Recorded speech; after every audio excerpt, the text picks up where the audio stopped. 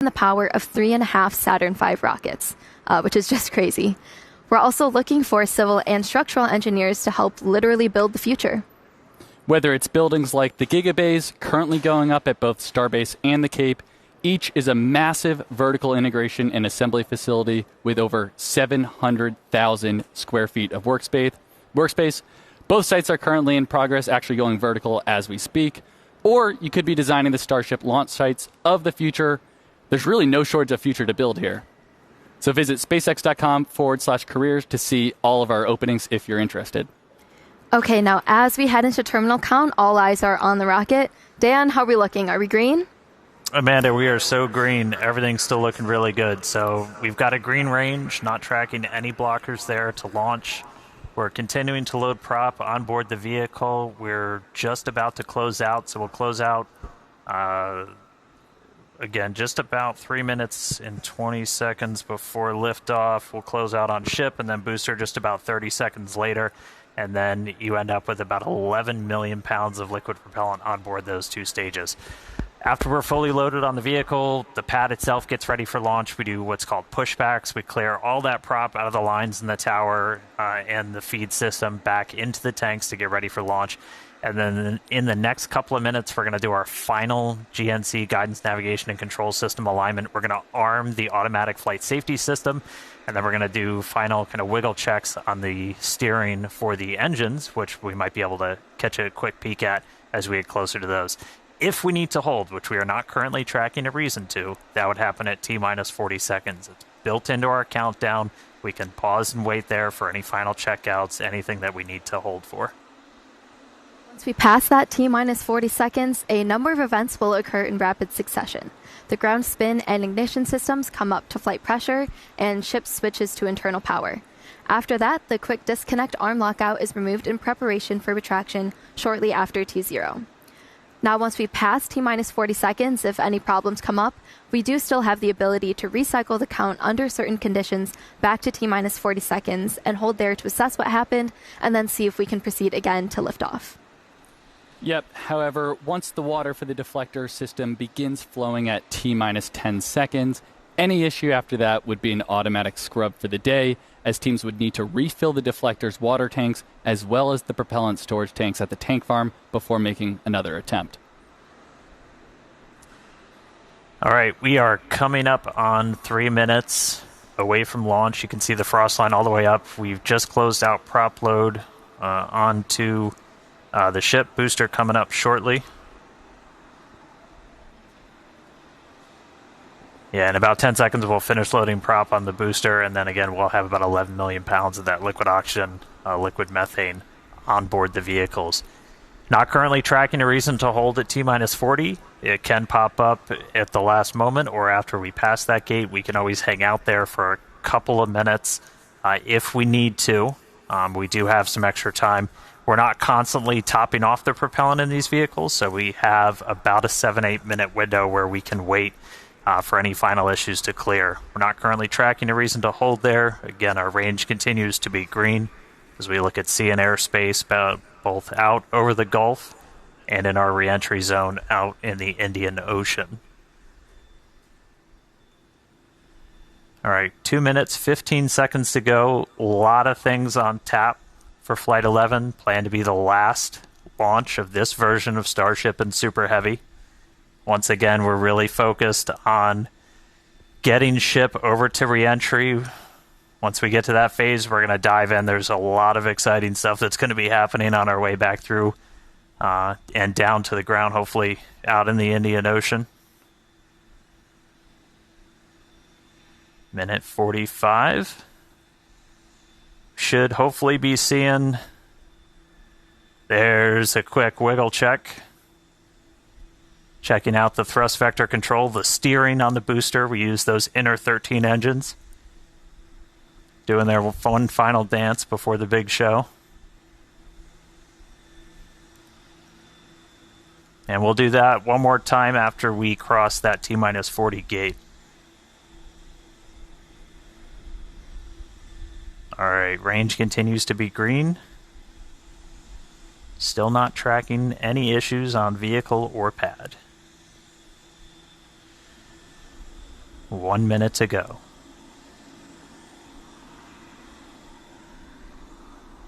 As a reminder, we can hold at T-minus 40. We're not planning to.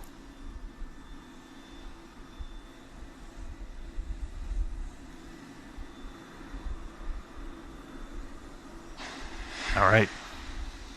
We're through T-minus 40. Let's listen in. Flight Director Ty Huntington back in the seat. Take us through the final Flight seconds Directors, go for launch.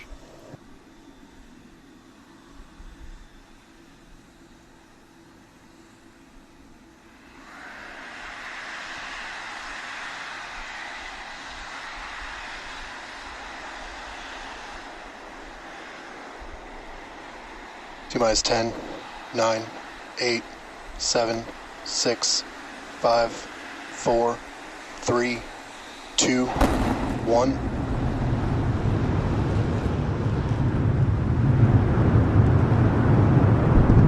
We have liftoff. Go Super Heavy. Go Starship. Thanks for all the historic flights, Pad 1.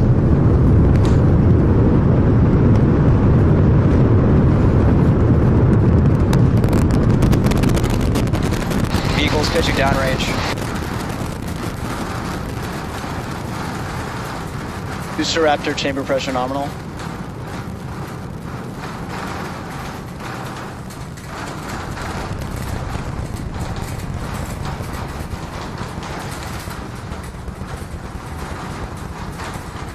Booster and ship, nominal power and telemetry. All right, we are about 45 seconds into flight. We're still getting the rattle here at Star Factory. We are seeing 33 out of 33 Raptor engines lit on Super Heavy as it arcs across the Gulf. Coming up next on Max Q.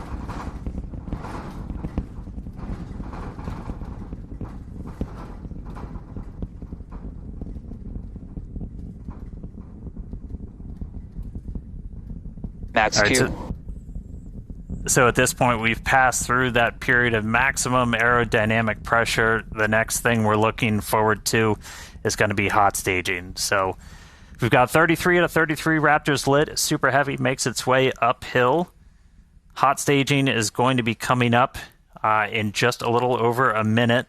At that point, we're going to see all but 3 of those Raptor engines on Super Heavy shut down. Our version of MECO. Most engines cut off instead of main engine. And then after that, we're going to release the clamps that are currently holding Starship to that hot stage adapter. It's then going to ignite its 6 Raptor engines to push it away from Super Heavy and then start making its flight uphill. So in about 30 seconds, we're going to see the engines start to shut down on Super Heavy. You'll see them kind of shut off in separate banks until we've just got those 3 center engines that never stop running for this process, and then looking for 6 ship Raptors. All right. MECO coming up in about 10 seconds.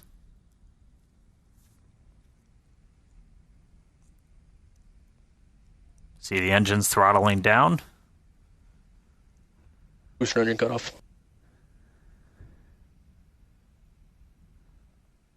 Ship ignition.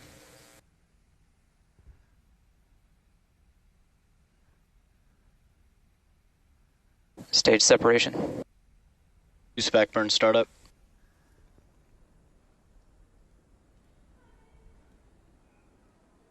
All right, successful hot staging maneuver. So we've got 12 of the 13 engines lit back up on boosters, so it's doing its boost back. Real excitingly, though, we've got 6 out of 6 Raptors lit on ship there, so it's now going to continue to make its ascent into outer space. Meanwhile, this boost back is happening. We're using those 13 engines, so everything, 12 out of the 13, and then we go down to 3, and then we're going to shut down for the end of boost back. That's sending Super Heavy back towards its planned splashdown zone in the Gulf. Right after we finish this boost back burn, we're also going to separate the hot stage. This will be the final time that we're doing this. All right, there's the end of the boost back burn. We should be seeing the hot stage.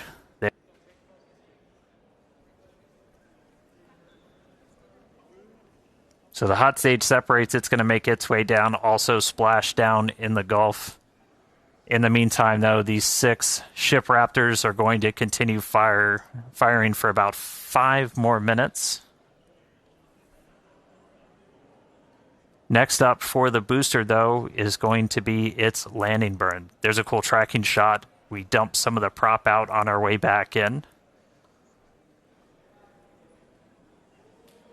All right, so for booster, this is one of the main things we're trying to get is going to be this landing burn. Oh, that's so you can see the hot stage kind of making its way towards the left side. So that's the bottom of the booster. It's about to pass right in front of where you can see some of that prop dump happening.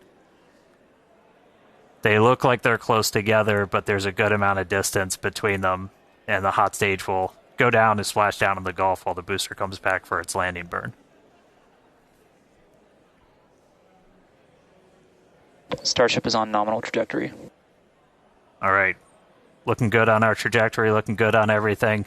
Jake and Amanda, you guys with me down there? Yeah, definitely. The crowd is gathering over here in the office. You can definitely feel the energy in here. Great to see that booster is making its way down to the splashdown zone in the Gulf. Yeah, the shaking down here was absolutely nuts. The windows are still there, still intact. So that was pretty awesome. But yeah, booster's coming down. We're at about 30 kilometers.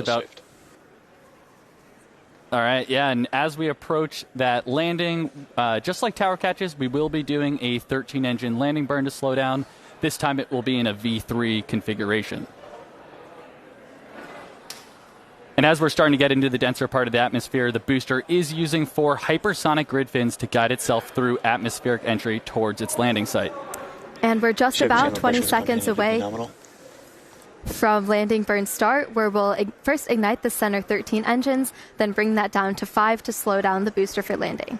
And finally, that will come down to 3, and we'll cut all of them off while we're still about 200 meters in the air. So booster is going to see a bit of a harder landing. Booster landing burn start up.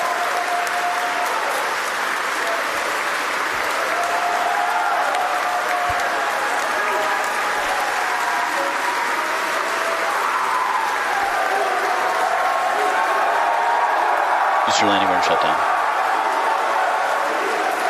And there we heard it. Booster landing burn shutdown. We saw a 13 to 5 to 3 V3 demonstration. And into the water we go. Wow, that was absolutely awesome. If you can even hear us right now, congrats to the whole SpaceX team. So far, so good for today. That was incredible. All right, great stuff, guys. I'm jealous of the crowd. All right, back to ship. Ship's still making its way. We've got a little under 2 minutes left in this ascent burn, so we've got all 6 Raptor engines still firing.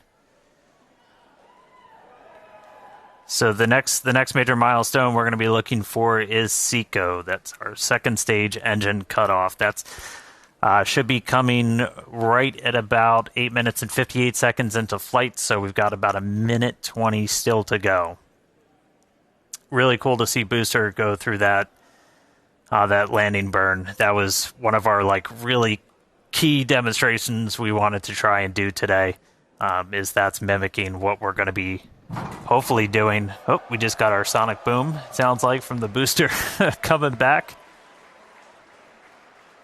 All right, less than a minute to go. So we are going to see the 3 RVACs, the vacuum optimized engines, shut down first, and then we'll shut down those 3 center engines. So we should be a little under a minute until SECO. Just a reminder, this is putting us into a suborbital trajectory, so we're intentionally just going slow enough that we're not going to achieve full orbit. This puts us on a course where those engines shut off, and no matter what, we're coming back. Starship is in terminal guidance.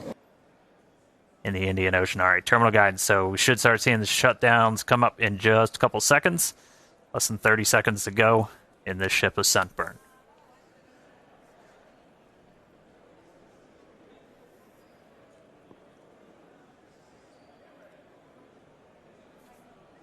All right, RVACs have shut off. 3 more to go.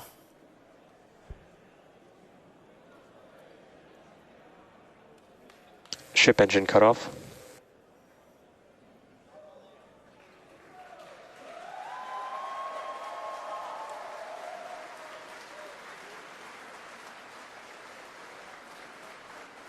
All right. All ship Raptors have shut Nominal down. orbit insertion. You just heard nominal orbital insertion, so we are on the path that we wanted to be. So we've got a ship back in space, a whole lot planned for it, lots more still to come. Great seeing Super Heavy make its way to the water, but I'm excited to see what ship can do in space. How's everybody doing down there?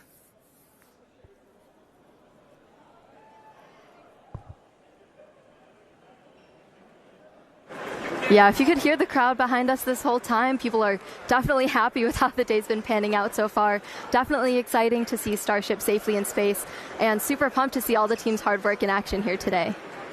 Yeah, and we guaranteed it at the start of the show, but it has been an awesome day so far. It's crazy. All this has happened in just 10 minutes. All the objectives were met on the booster, including that V3 style landing burn. So now all eyes are on the ship as we get ready for our in-space objectives. But we've got a few minutes until that next milestone, so sit tight, enjoy the views, enjoy the space jams. We'll be back at T plus 16 minutes for payload deploy.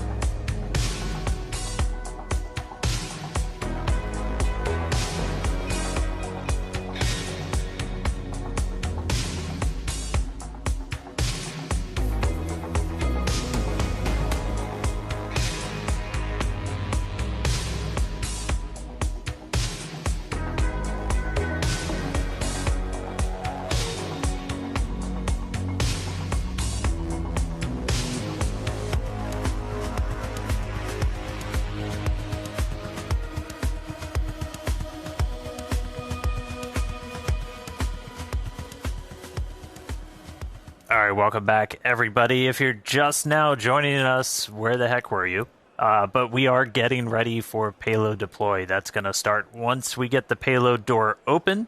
That should be happening, or at least starting, within the next minute or so. It's been a really cool flight so far. Quick look inside the payload. We've got 8 Starlink simulators getting ready to make their way into outer space.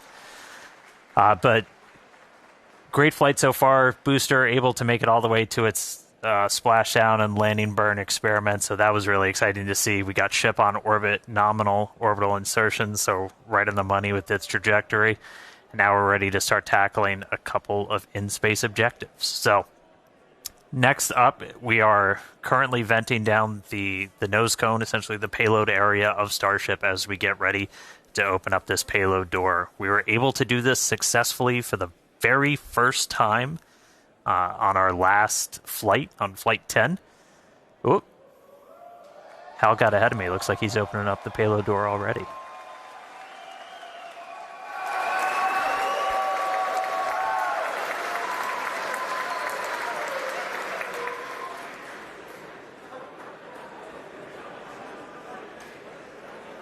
All right, looks like we got the door open.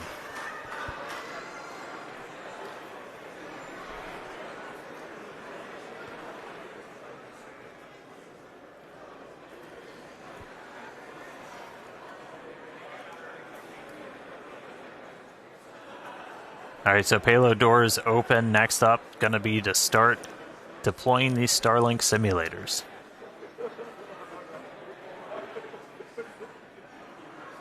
They are roughly the same size as the V3 Starlink satellites that Starship's going to be carrying.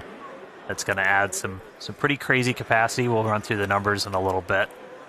We were able to do this for the very first time ever on our last flight, and so this will be another test. We made a couple of tweaks to the rails for deploying this based off of what we saw last time, but excited to see these get out the door. Our next iteration of Starship's also going to have kind of a more powerful PEZ. It's going to deploy these at a little bit faster speed, but looking to see our next demonstration of this hopefully in the next couple of seconds. We should start seeing them move out the door.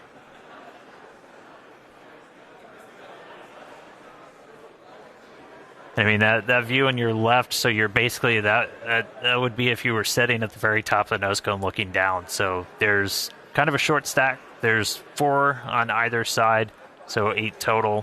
When we start flying Starlinks, for their actual deploy missions, we're going to be carrying stacks of about 60. So much larger stack once we start flying these operationally, but still doing a little bit of a short just for this payload deployed today.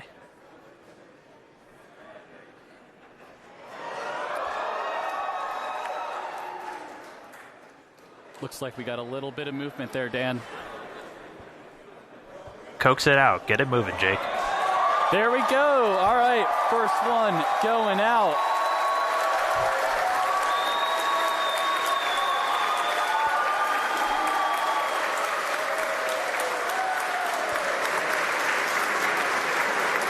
All right, first one's deployed.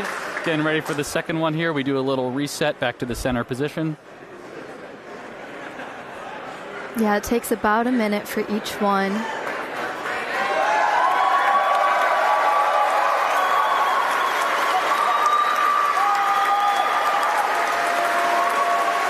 Looks real smooth, too. They made a couple of tweaks to those rails. If you watched the last ones, it had a couple of bumps on the way out, but moving out super clean this time. Yeah, and as noted earlier in the show, but definitely worth repeating, Starship will deploy Starlink's more advanced V3 satellites, adding 60 terabits per second of capacity to the network per launch. So that's 20 times more than each Falcon 9 launch does today. Just incredible.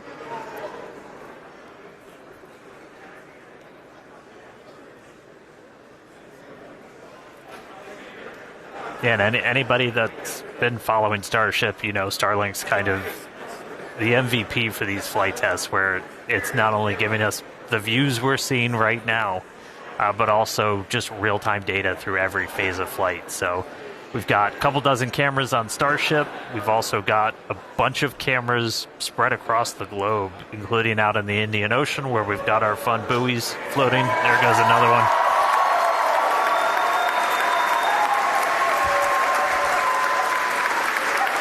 And I mean, we're using Starlink to bring all of this together. It's our drone shots you see here from our great team down here at Starbase, all connected. So Starlink not only giving us cool views off the planet, but also on the planet, help bring everybody along for all these Starship flights.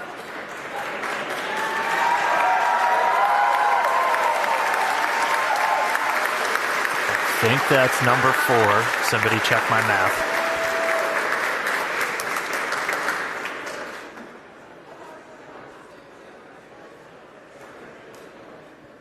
Yeah, we've got 4 Starlink terminals on the outside of Starship. He uses that to talk to the constellation.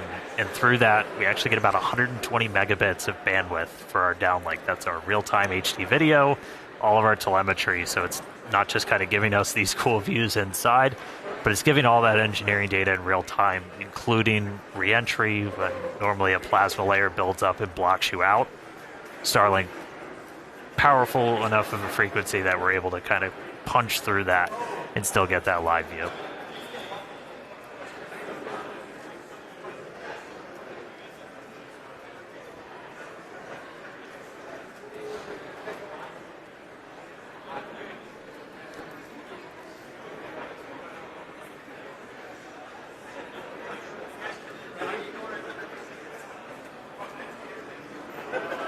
All right, next one out the door. There we go.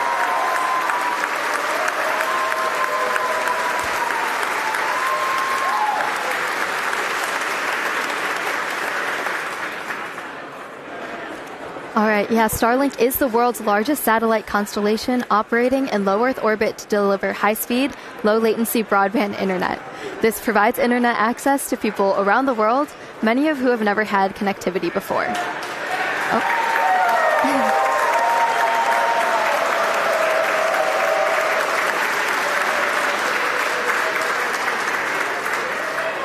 Right. Today, Starlink serves more than 150 countries, territories, and other markets, with over 7 million active customers and counting. To meet the global growing demand for high-speed internet, SpaceX expanded its factory over in Bastrop, Texas, which is just outside of Austin, and also introduced Starlink Mini, as well as an upgraded version of the Starlink Standard Kit.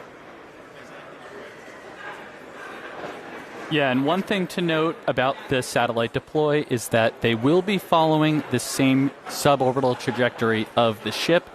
So these dummy sats will not be going in orbit. We do expect them to burn up on re-entry.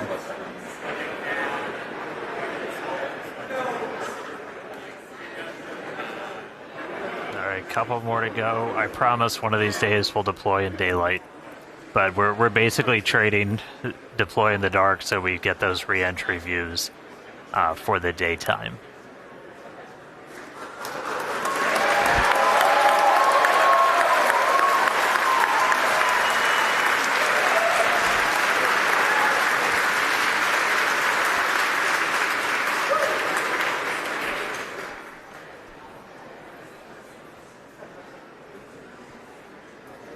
All right, I think we got one more to go.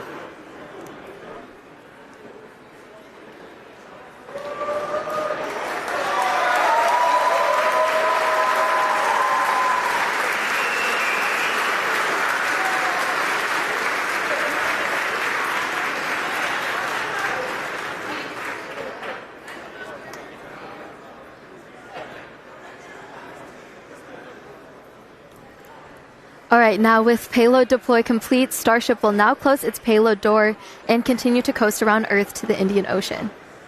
We still have a ton of major events to come today, including Raptor Relight at about T plus 37 minutes.